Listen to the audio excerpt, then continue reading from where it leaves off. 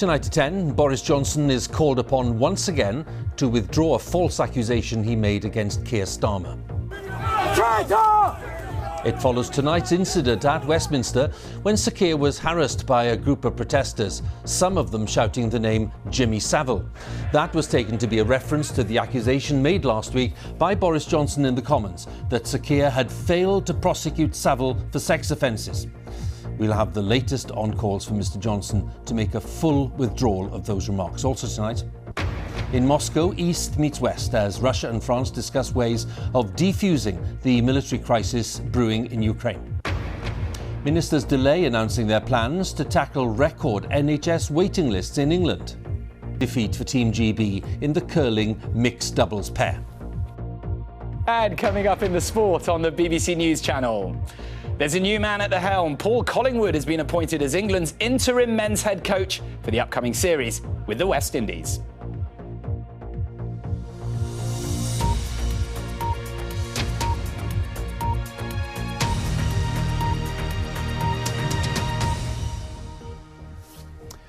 Good evening. The Prime Minister has condemned the harassment suffered this evening by the Labour leader Sir Keir Starmer, who had to be escorted to safety by police. 2 people were arrested after clashes between protesters and police officers on the streets of Westminster. There were shouts of traitor, and someone can be heard shouting Jimmy Savile. That's taken to be a reference to the false accusation made by Boris Johnson that Sir Keir, a former Director of Public Prosecutions, had failed to prosecute Savile for sex offences. In his statement tonight, Mr Johnson made no reference to that accusation, despite calls from senior aides and party colleagues for him to withdraw it in full. Our political editor, Laura Kuensberg, has the latest. This is not normal rough and tumble, but abuse and untrue accusations being hurled at the leader of the opposition. One false claim that he protected the paedophile Jimmy Savile. Keir Starmer bundled to a police car. 2 arrests were made. It happened outside Parliament, where 7 days ago the Prime Minister made a false link between the two. Look, I'm sure there were some people out there who already had conspiracy theories in their head, but the Prime Minister's given them a platform and permission, and that is tantamount to inciting them to these kind of horrific mobster activities. The Prime Minister wrongly suggested the Labour leader had been involved in the decisions not to prosecute Jimmy Savile when he was the boss of public prosecutions. Boris Johnson clarified after an outcry, but he did not say sorry. A lot of people have got hot under the collar, and I understand why. Let's be absolutely clear. I'm talking not about the leader of the opposition's personal record when he was DPP, and I totally understand that he had nothing to do personally with those decisions. The Prime Minister wrote online, "The behaviour directed at the leader of the opposition is absolutely disgraceful. All forms of harassment of our elected representatives are completely unacceptable." But others in his own party want him to say much more. The former Tory cabinet member, Julian Smith, said it's really important for our democracy and his security that the false Savile slurs made against him are withdrawn in full. There's no sign of that. Boris Johnson's failure to apologise has already cost him one of his closest political confidants. Munira Mirza, who worked for the PM for more than a decade, quit last week in disgust. Protests around here are nothing new. For or against Brexit, anti-lockdown, pro-public anger. But the Prime Minister may find himself accused of stirring up unacceptable behaviour, just when number 10 hoped to calm things down.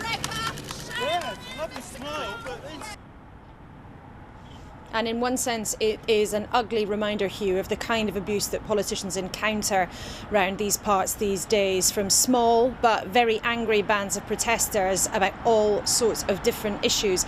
But for Downing Street, it has reignited the row inside the Tory party about the Prime Minister's original claims that he made in the House of Commons, falsely linking Keir Starmer as boss of the Crown Prosecution Service to personal decisions over what didn't happen to the paedophile Jimmy Savile.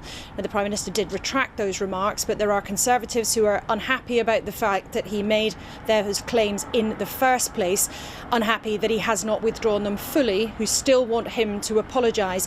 And it's made this another torrid night after a very, very bumpy week for the Prime Minister, just at the point when Number 10 had very much hoped to move on. Laura, many thanks again. Laura Kuenssberg there with the latest at Westminster. Amid growing concern worldwide about the situation in Ukraine, President Macron has been holding talks in Moscow with President Putin. The French president said he hoped discussions would begin a process of de-escalation and reduce the possibility of a Russian invasion. But today, the British Defence Secretary, Ben Wallace, announced a further 350 British troops will be sent to Poland in the spirit of solidarity with neighbouring Ukraine. There are estimated to be 100,000 Russian troops deployed close to Ukraine's border.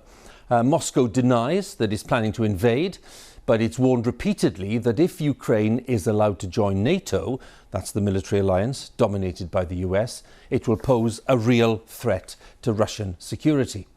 Our Moscow correspondent, Steve Rosenberg, has the latest. From one president to another, warm words. How are you? Fine, just fine. How are you? But there'd be no cosy chat. Socially distant summits is how the Kremlin likes it. Emmanuel, I'm so pleased to see you, said Vladimir Putin. Behind the smiles, though, serious concerns. What worries the West is Moscow's muscle flexing near Ukraine. Like these war games involving Russia and Belarus, and the Russian troops massed near Ukraine's border. What worries Moscow is NATO. It's demanding an end to NATO enlargement to the east. Une réponse utile. We need a response that avoids war for Russia and Europe, said President Macron, and build bricks of trust, stability and visibility. Just having the French president in town is being seen here as a diplomatic success for the Kremlin. There's a very long but very colourful Russian word, "не рукопожатный." It means quite literally, no one wants to shake your hand. You're like a pariah. After Russia's annexation of Crimea 8 years ago, Vladimir Putin was "не рукопожатный." World leaders avoided him like the plague. Now they're queuing up to meet him. Today it was President Macron. In a week or so, it'll be the German Chancellor. And the West is willing to discuss Russia's security concerns. That's why Moscow believes that coercive diplomacy is working. But what if diplomacy fails?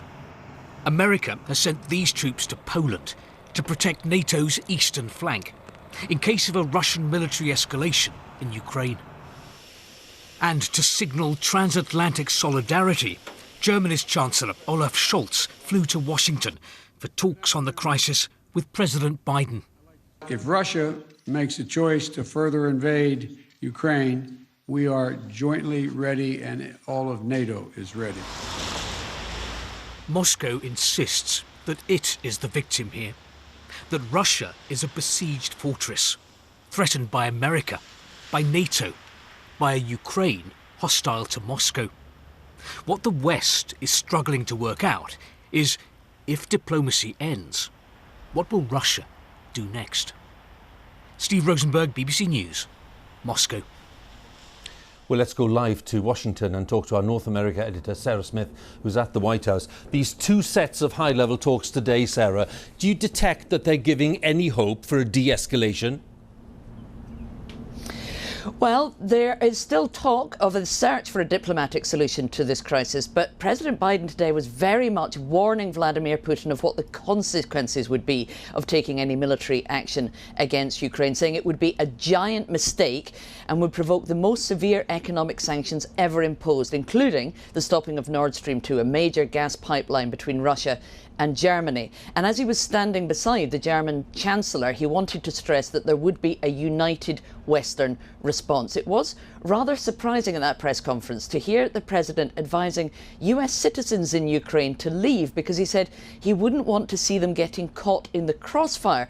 And this while the White House do say that they are still searching for a diplomatic solution and believe that one can be found.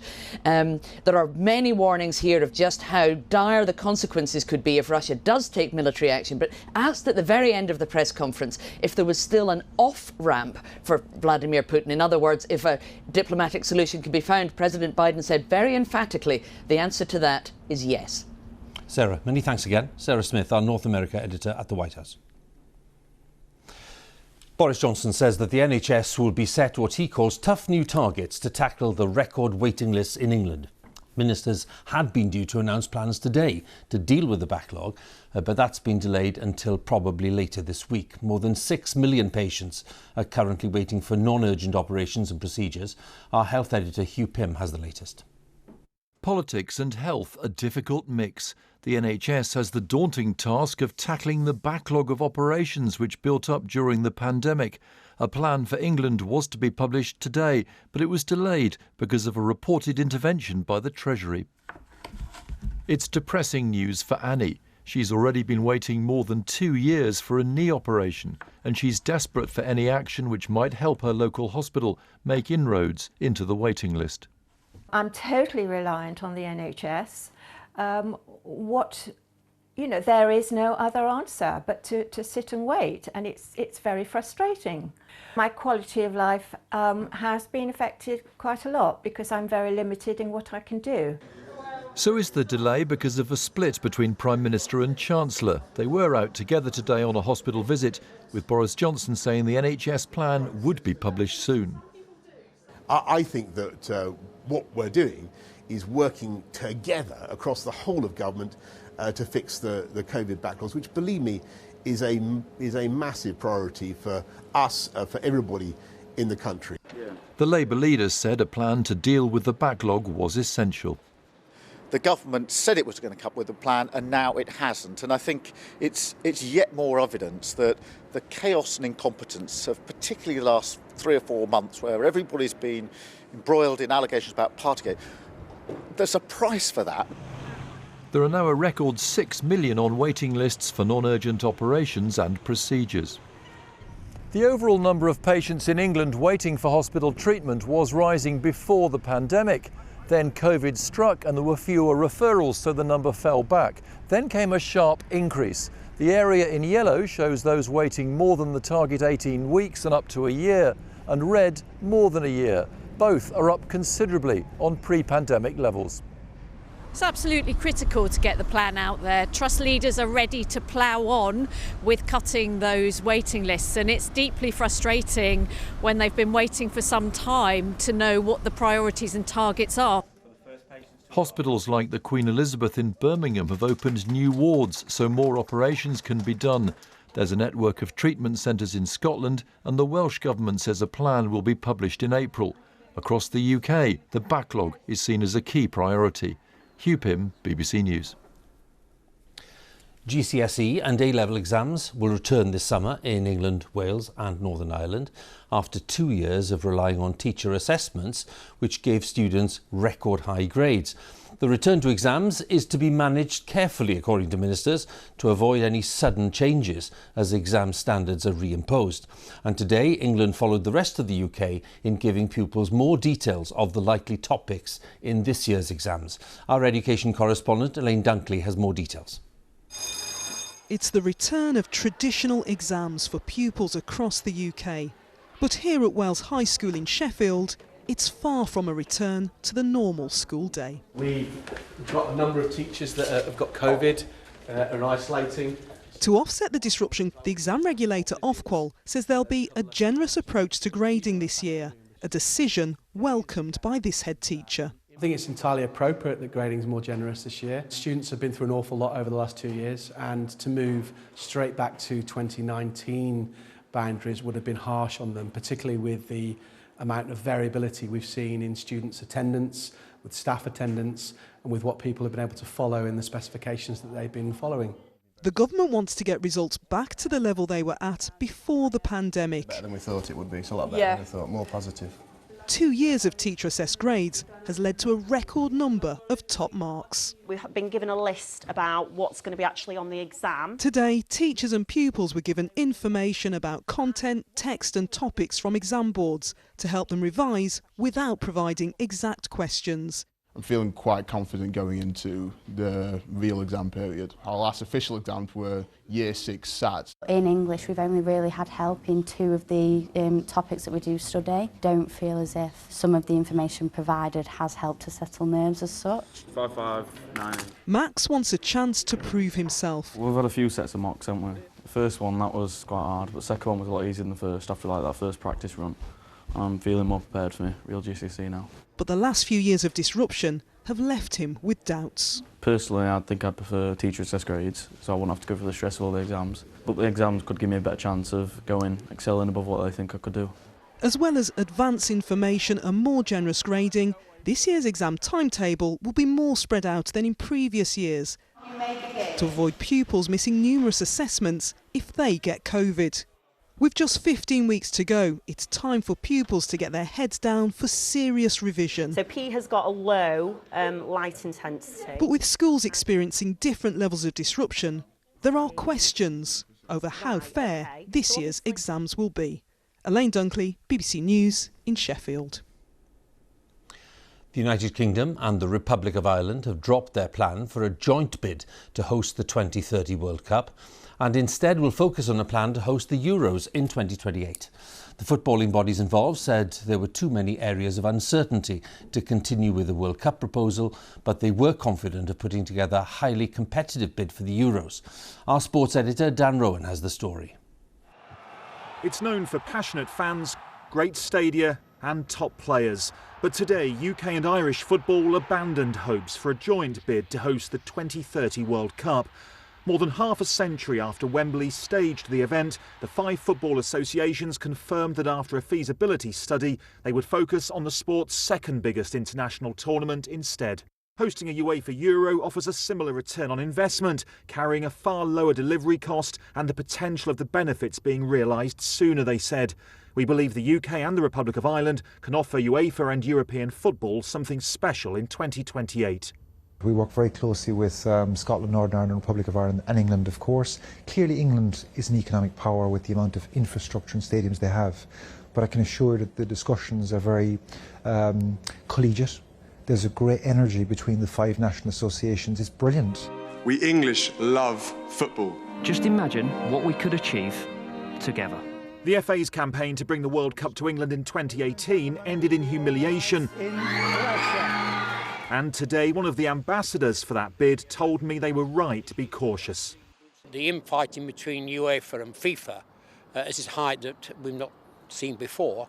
I think that the Portuguese-Spanish bid was favoured as the European bid to go forward. And there's no doubt that the scenes at Wembley at the Euro final didn't do us any good at all.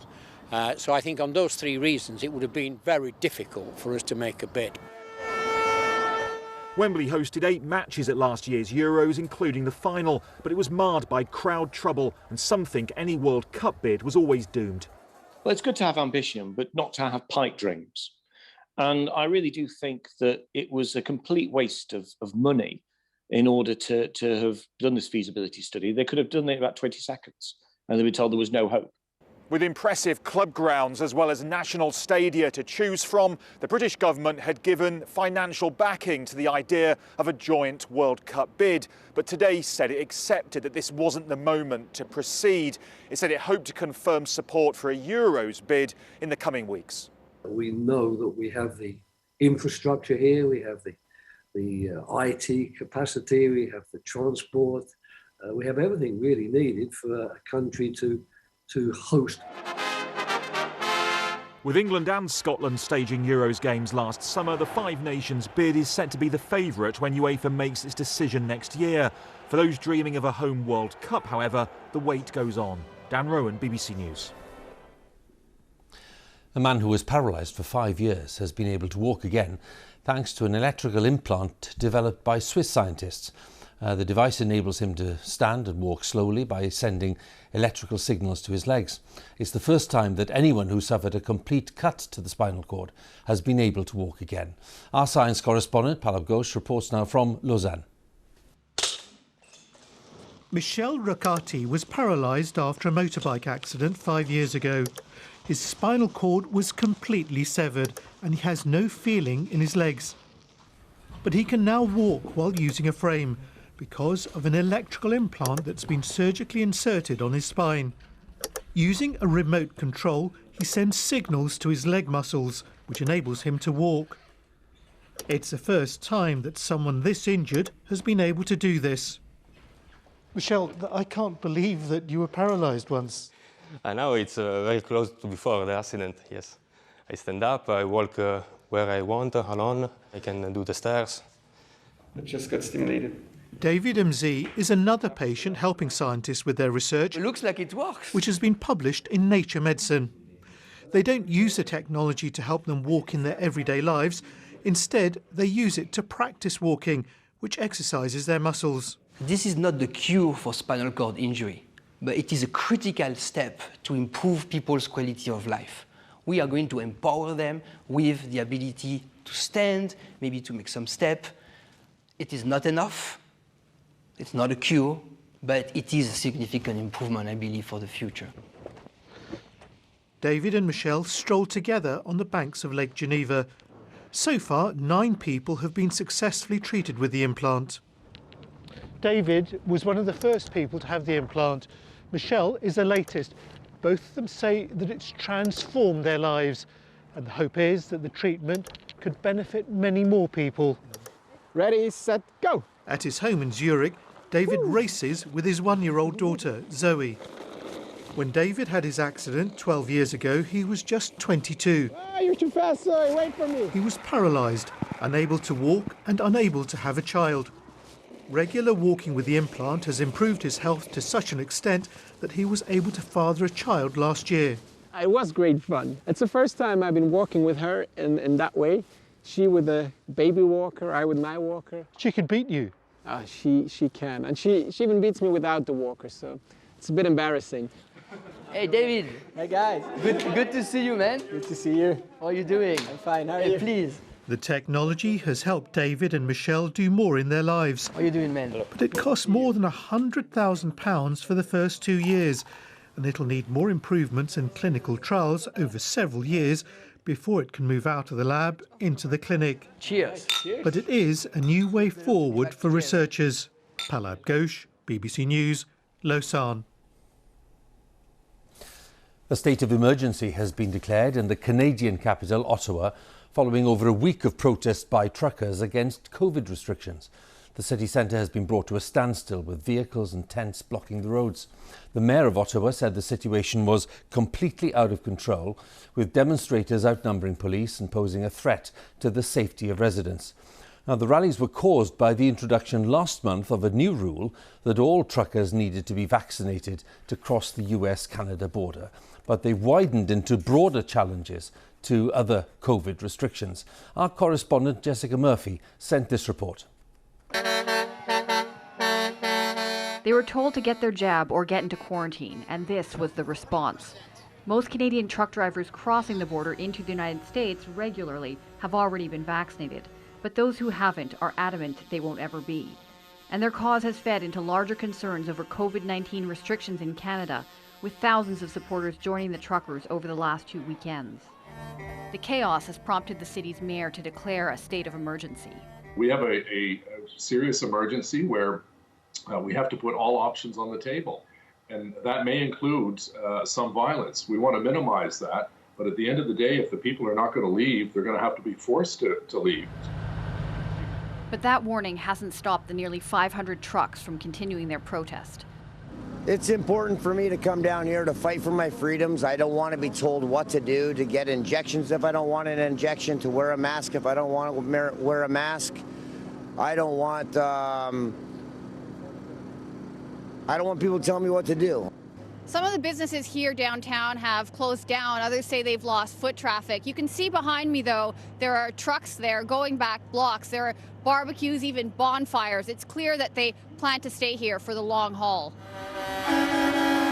Residents say they're tired of the noise and disruption.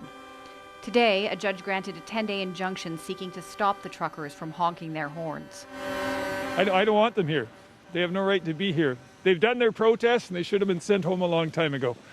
People living down here at Sal, I run a shirt shop here and we can't open because of them. Police have tried to clamp down on fuel coming into the main protest area. For now, an impasse remains with a gap between what the protesters want and what the government is willing to do. Jessica Murphy, BBC News, Ottawa.